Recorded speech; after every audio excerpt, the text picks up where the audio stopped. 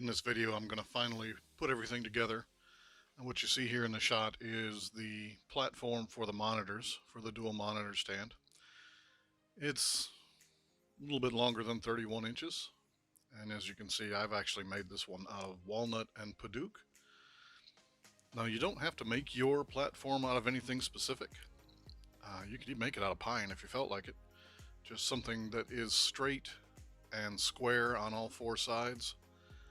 And so the bottom's got to be straight and clean, and the top's got to be straight and clean, so that, your final piece actually looks straight and clean.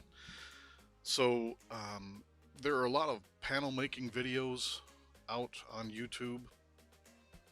The easiest way is to buy wood that is already straight and square. And it was cold in the shed this morning when I did this one, and it had the heater on. Had to warm my hands up. It was freezing out there. As I was saying, you can actually buy wood that has already been sawn to certain dimensions. Sometimes you have to go to a specialty wood shop if you've got one in your area. You just look it up on Facebook or Google it or whatever, and you can find a local place that will have hardwoods. Those places will have certain thicknesses and certain widths, and they will all be already planed and straight on both sides. And you would be able to just take that home and glue it up if you wanted to. You can also order them from online. Some places you can get all sorts of different wood. It doesn't have to be walnut, doesn't have to be padauk. It could be maple, or anything else you can think of. I had walnut legs, and the same walnut I had resawn that was 8/4 thick. I made this one an inch thick. So as you can see, I've got my sandpaper there, and I'm using 320 to saw these things, or I'm sorry, to sand these things up. And once it's all been sanded up to 320, I go ahead and use, that's what's called a tack cloth, and you can buy those just anywhere. I've bought them at Harbor Freight and Walmart, and I've got them, like I said, Home Depot, everywhere.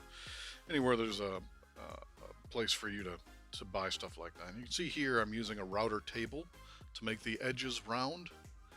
And so if you don't have a router table, hopefully you know someone, or you have a router. Even a small trim router will work for this particular step.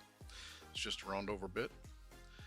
And I clean up real quick, and then I start dry fitting things together. Those legs aren't where they're going to be in the back there, but as I'm putting everything together and realizing I need to make things a little more of a tighter fit, I realize my squeeze clamps aren't going to fit. The squeeze clamps will have to go in the place of those back legs, and so I'll have to do them front and then back. I'll have to glue the front first and then glue the back second. And as you can see, there's a couple shots of my squeeze clamps holding those in. And after 2 days of gluing things up, it's all glued together, I started to put on a finish. Now this is a polyurethane finish, but it is a solvent based. Obviously there's going to be several different types. You're going to find an oil based, you're going to find water based polyurethane, you're going to find even a solvent based, as I'm using here, polyurethane.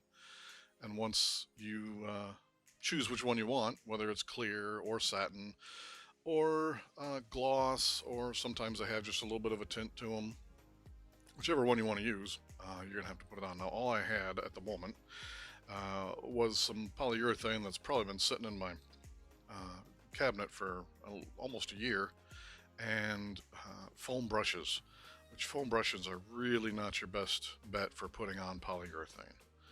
As you can see, the finish of a project really changes the way it looks.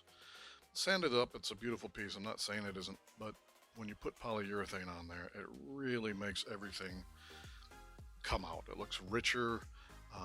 It looks kind of wet, and as you can see, I slowed it down right here, and that's the LED blink that I've got there. So that's what happens when you have LEDs and you do slow motion. You get the LED flicker. So that's what's happening here. The LEDs are flickering. But anyways, I ended up putting it together, and like I said, you can make your panel however you want, whatever thickness you want, out of whatever material you want. And then of course you can put you put whatever kind of finish you want put on there. Um, you can see there's even a little bit of a crack right there in the panel, and with your rough woods, you're going to have cracks here and there, and that's what the finished product looks like. So this is kind of a quick video, but that is my dual monitor stand that's going to be sitting on my desk in my office. Time and money wise, you're probably spent in the neighborhood of about $100. So thanks for taking a look.